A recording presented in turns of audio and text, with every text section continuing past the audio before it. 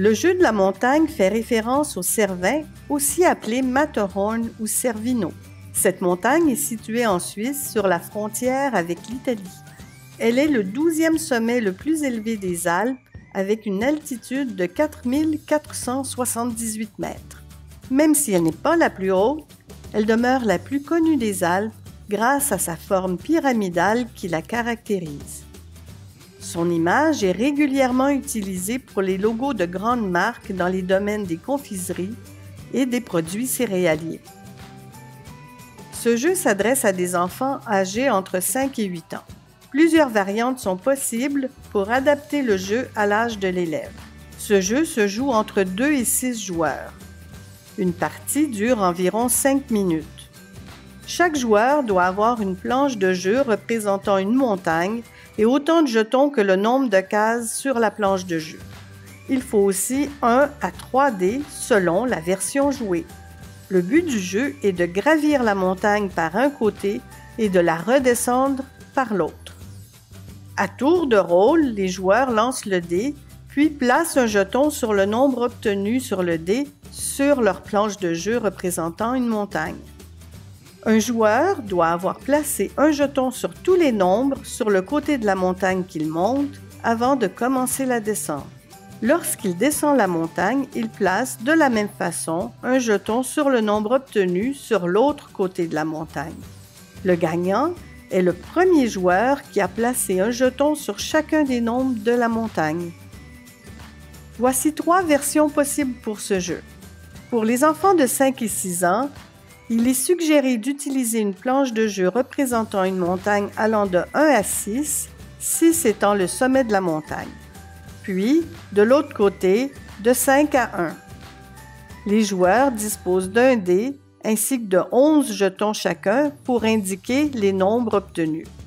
Pour les enfants de 6 et 7 ans, il est suggéré d'utiliser une planche de jeu allant de 1 à 12, 12 étant le sommet de la montagne. L'autre côté de la montagne ira de 11 à 1.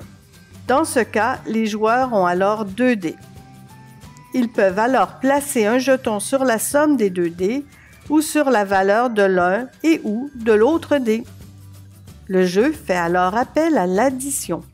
Finalement, pour les enfants de 7 et 8 ans, la planche de jeu représente une montagne allant de 1 à 18, 18 étant le sommet de la montagne, puis de 17 à 1.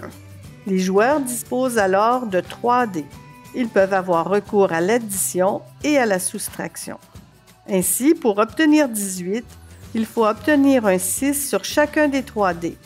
Si un élève a lancé un 3, un 5 et un autre 3, il pourrait additionner le 3 avec l'autre 3 pour obtenir 6 et soustraire 5. Il mettra alors son jeton sur le 1. Mais avec le même lancer, il aurait pu aussi faire 3 plus 5, 8 plus 3, 11. Ou encore faire 3 moins 3, 0 et 5 moins 0, 5. Dans sa version la plus simple, le jeu fait appel à la lecture du dé. Pour cela, l'enfant peut avoir recours à la reconnaissance globale, c'est-à-dire qu'il reconnaît la disposition des points sur le dé sans avoir à les compter. Cette reconnaissance globale est à encourager chez les jeunes enfants. Il aurait pu aussi compter les points sur le dé. Le jeu fait aussi appel à la lecture des nombres sur la planche de jeu. Dans ses versions plus complexes, le jeu fait appel à l'addition et à la soustraction. Pour cela, l'enfant peut aussi dénombrer les points sur les 2 dés. Il peut aussi faire du surcomptage, c'est-à-dire qu'il part du nombre de points sur un des 2 dés et lui ajoute les points de l'autre dé en les dénombrant. Par exemple, l'élève a obtenu 5 et 4. Il part du 5, puis compte 6, 7, 8, 9. Finalement, certains élèves pourraient utiliser leur connaissance des faits numériques et dire 4 plus 5, ça fait 9.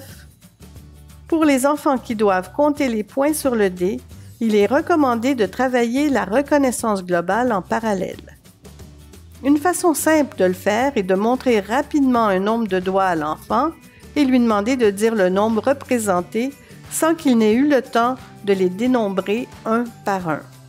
L'idée ici est d'amener l'enfant à se faire une image mentale de la quantité. On peut aussi effectuer cet exercice en lançant le dé. Pour les enfants qui utilisent l'addition et la soustraction, on peut les questionner durant le jeu. Comment t'as fait pour savoir combien 4 et 5 font? Ou encore, tu veux mettre un jeton sur le 11 et tu as obtenu 5 sur le premier dé. Combien de points le deuxième dé devrait montrer? Ce jeu facile à expliquer aux enfants leur permet de travailler différents aspects du concept de nombre ainsi que les bases de l'arithmétique. Bonne partie et amusez-vous bien!